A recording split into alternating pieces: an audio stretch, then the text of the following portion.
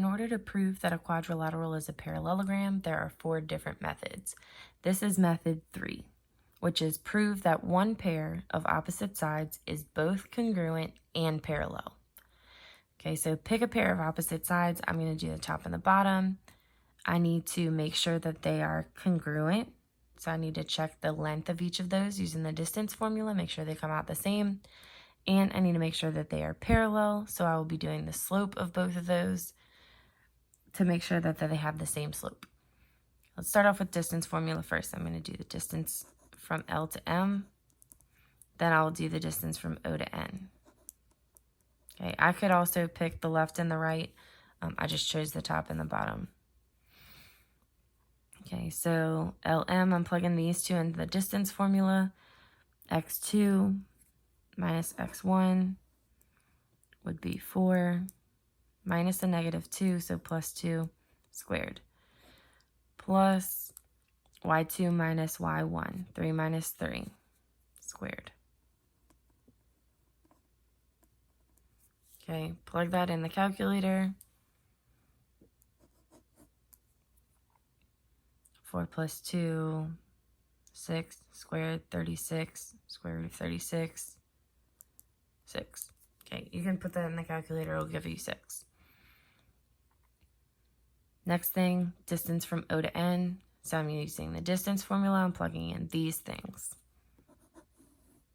Okay, x2 minus x1, -4 minus 2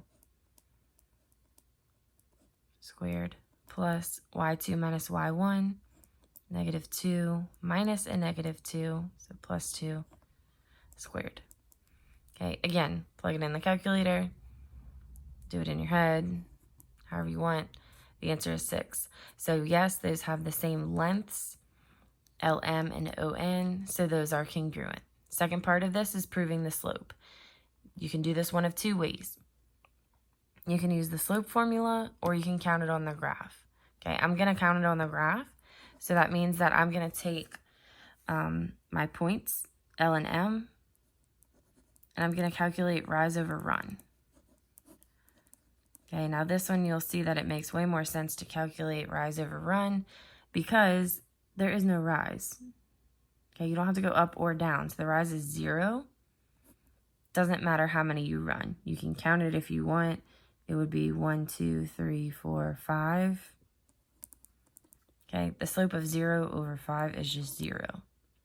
Okay, obviously you can see the slope of ON is the same.